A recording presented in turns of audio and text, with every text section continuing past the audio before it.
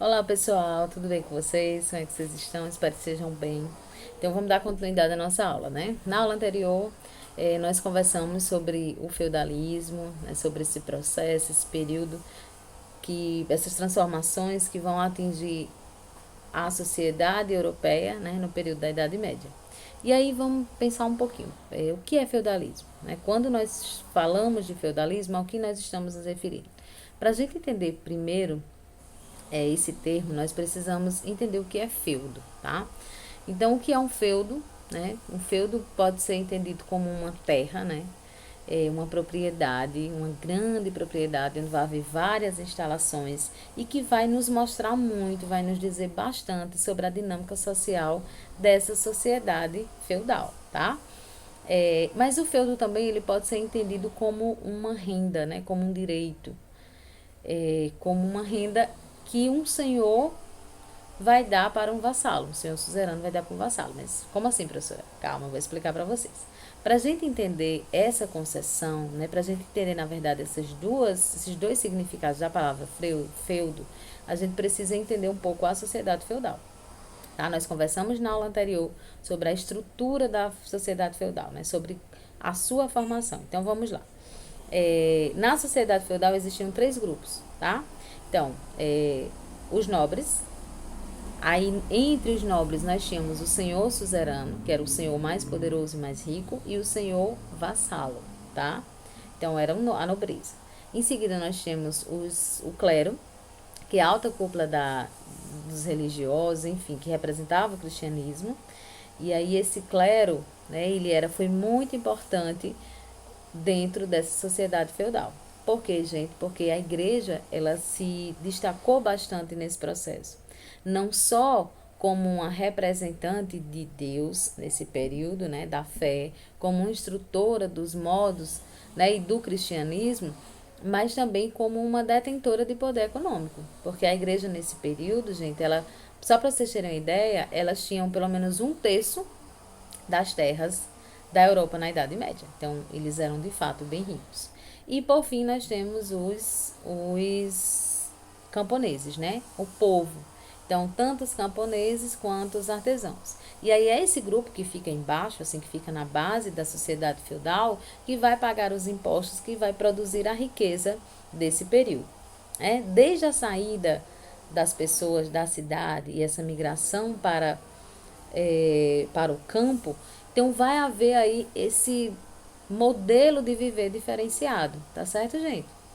Então, o que é que nós chamamos de feudalismo? Nós chamamos todas as transformações, o modo de vida, as relações sociais que vão ser feitas, a economia, o imaginário, a religiosidade, tudo que vai contribuir para a sociedade viver de determinada maneira. A tudo isso, a todo esse processo, a junção de tudo isso, nós chamamos de feudalismo, tá bom? Então, nós vamos começar por aí. Então, vamos lá. Eu falei para vocês que entre os nobres, né, existia dentro do grupo dos nobres, na nobreza, existiam dois grupos, né? O grupo que é o senhor suzerano, que é o mais rico, e o vassalo, né, que é o mais pobre. Então, esse nobre mais pobre, ele vai pedir, né, ele vai receber do senhor suzerano ao título e o direito de viver nas suas terras, tá? Como é que eles fazem isso? Eles fazem isso a partir de um juramento de fidelidade.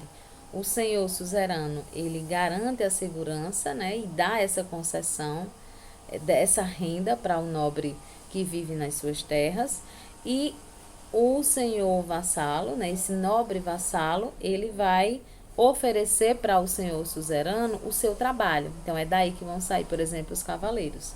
Numa guerra, em alguma questão que precise montar o exército, quem vai lutar pelo senhor suzerano é esse nobre mais pobre que nós chamamos de vassalo, tá certo?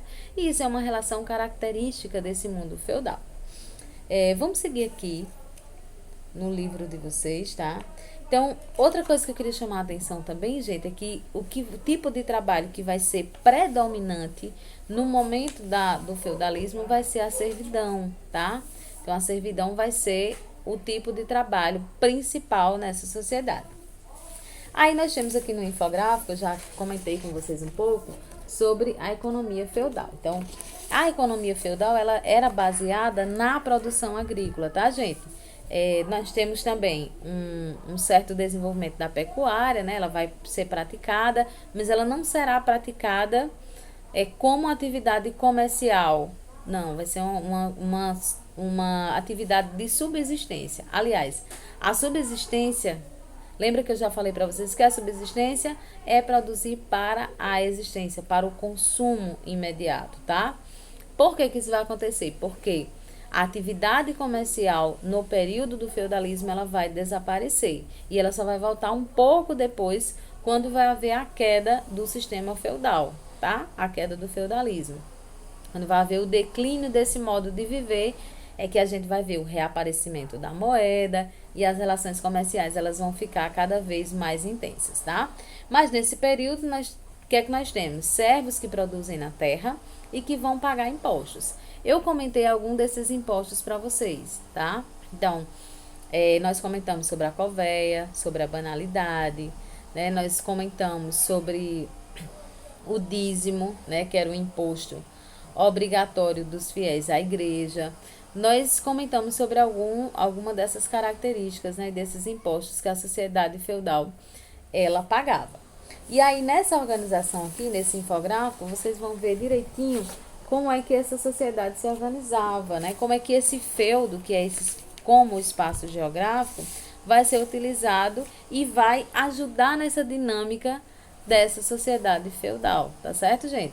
Então a gente vai ter o manso senhorio, ele geralmente tem um castelo, as instalações mais ricas, e ela está reservada ao senhor feudal, né? Ao suzerano, e os vassalos vão se estabelecer ali também, nas proximidades, tá?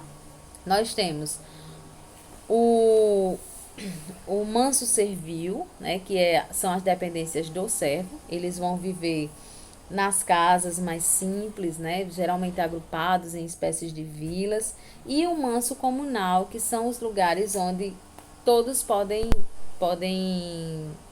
usar, né, podem estar ali juntos, ou enfim, podem ocupar, que são geralmente os lagos, as florestas, os espaços onde se tiram lenha, e por aí vai.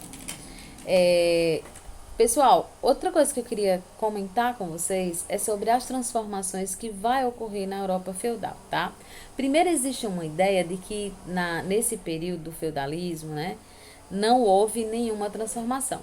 Mas isso é um mito, né? Um mito que já vem sendo combatido, porque na verdade houve algumas transformações muito importantes e foram exatamente essas transformações que possibilitaram o reaparecimento do comércio e posteriormente também o surgimento da burguesia, surgimento dos burgueses, que isso é uma coisa que a gente vai ver mais à frente, tá certo? Então, quais serão as principais inovações nesse período feudal, né? Na página 50, nós vamos ver, por exemplo, que vai haver um crescimento populacional. Gente, por que vai haver esse crescimento populacional, né? Primeiro porque vai haver menos guerras, né? E aí, consequentemente, menos mortes, tá? Também vai haver uma maior qualidade na alimentação. Então, os homens desse período, eles vão conseguir inovar muito, né? E conhecer muito bem a terra. Aí nós temos, por exemplo, a rotação trienal de culturas, né? O que seria isso?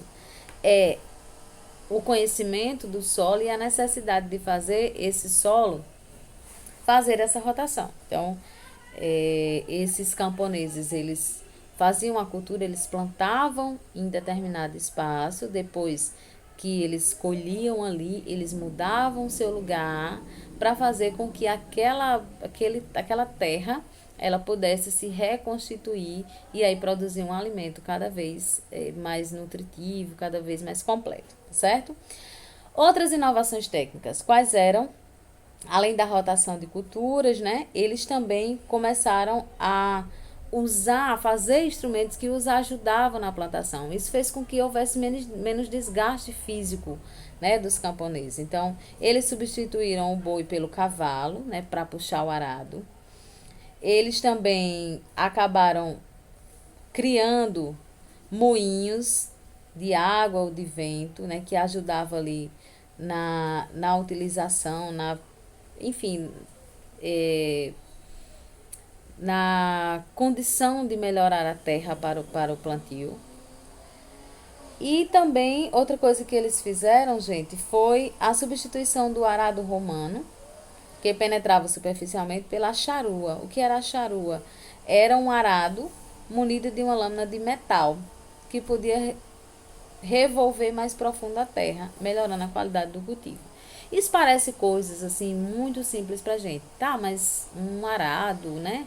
Aumentar o arado, colocar uma fenda mais profunda no solo, isso parece bobagem. Mas para esse período e para o conhecimento e a qualidade dos produtos que eles acabaram produzindo, isso foi muito importante, tá? Porque isso modificou também a quantidade de trabalho físico, né, de energia que o homem acabava depositando naquele trabalho braçal, né, naquele trabalho que era muito puxado de plantação, né? Também houve algumas transformações, né, em relação à igreja. Já comentei com vocês aqui. Então, qual era o poder da igreja? À medida que a igreja ela começou a ter relações com a nobreza, né? A partir do momento em que os germânicos também começaram a se converter, o número de fiéis aumentou. E aí, essas alianças, né, entre a igreja e os reis germânicos resultaram na conversão dessa população, tá certo? O que foi que aconteceu também com o número de fiéis sendo aumentado? Também aumentou o número de doações da igreja. Tá? Então a igreja acabou se tornando a maior proprietária de terras. Eu já comentei com vocês, né, que eles acabavam detendo pelo menos um terço das terras naquele período, tá? E aí eles aumentavam cada vez mais o seu poder. Então esse poder, ele não era apenas espiritual, né? No sentido de ter um aumento de fiéis, no sentido de instruir as pessoas na fé, mas ele também, e de submeter as pessoas às regras, mas também era um poder material, um poder econômico. Outra coisa também que a gente pode pensar, gente, dentro desse poder espiritual, desse poder simbólico, era a capacidade que a igreja tinha, né, de influenciar a cultura. Então, a igreja, sem dúvida, era uma grande influenciadora da cultura no período medieval, tá certo? E o que foi que isso fez acontecer? Isso fez com que fortalecesse a cultura cristã na idade medieval. Então, a gente poder, mesmo o poder no período medieval sendo fragmentado, não sendo centralizado, por exemplo, nas mãos de um rei poderoso que comandava toda a sociedade, mas nós tínhamos aí também uma igreja bastante atuante, né? Uma igreja que poderia ser entendida como esse elo comum entre as pessoas na Europa. Então, por mais que os feudos eles se diferenciassem, por mais que esses feudos pudessem ser maiores ou menores, mas em geral nós tínhamos uma cultura comum a praticamente todas as pessoas, né, ou assim, ou a maioria das pessoas na Europa, que era essa cultura religiosa, né, essa cultura da Igreja Católica, tá certo? Bom, depois a igreja vai sofrer alguns problemas internos, né? Tá aqui na página 51. Que problemas internos são esses? Então vamos ler aqui um pouquinho. O enriquecimento da igreja acabou criando problemas internos. Diversos membros do alto clero passaram a levar uma vida de luxo e de riqueza, afastando-se das questões religiosas, tá? Muitos cristãos, no entanto, não concordavam com esse estilo de vida e acreditavam que a igreja deveriam retornar às suas origens, tá? Então, esses alto clero, né, esse grupo que era o mais rico, mais poderoso dentro da igreja, acabou ficando muito mais próximos, né, da vida luxuosa do que buscando aqueles princípios lá da fé cristã. Só que, e aí qual foi a consequência disso? A consequência disso é que a igreja começa a se fragmentar. Aí as pessoas que vão discordando, né, elas vão se fragmentando, se afastando e vão criando alguns grupos. Que grupos são esses? São as ordens monásticas. O que é isso? São ordens religiosas. Então, dentro da igreja foi criado vários grupos. Todos eram católicos, mas era como se eles tivessem perspectivas diferentes da fé, tá? Eu vou tentar usar um exemplo para vocês da igreja protestante, talvez vocês consigam entender melhor. Então, vamos lá. A igreja protestante, ela tem vários grupos diferentes. Então, tem assembleanos, tem batistas, tem presbiterianos, né? Vou dar esses três. Mas todos são protestantes. Essas ordens monásticas, elas eram mais ou menos a mesma coisa, assim, semelhante. Então, todos eram católicos, mas alguns eram dominicanos, alguns eram jesuítas, alguns eram franciscanos, tá? Então, elas defendiam que os católicos deveriam viver de maneira simples, rezando, estudando, trabalhando e ajudando os pobres e os necessitados. E aí tem a figura de São Francisco de Assis, né, que é quem vai inspirar a criação da ordem franciscana, que vai ser uma ordem que vai pregar, né, o voto de pobreza, tá? Então, vocês entenderam que são ordens monásticas? Então, são essas ordens, esses grupos que vão se organizar e vão defender alguns detalhezinhos diferentes uns dos outros, certo? Bom, na próxima aula, nós vamos ver o que foram as cruzadas, tá, gente? Então, dentro dessa religião, né, do predomínio da Igreja Católica, houve também um movimento que nós chamamos de cruzadas. Que foi as cruzadas? Eu vou explicar para vocês na próxima aula para não ficar muito longo, mas por hora a gente precisa focar nessa organização da sociedade e também pensar como a igreja se constituiu essa grande referência, né, de poder simbólico e religioso e também de poder material, como é que eles se tornaram tão ricos. E aí depois, na próxima aula, a gente vai ver que foram as cruzadas, tá? Eu vou explicar direitinho para vocês. Um abraço para vocês, até lá.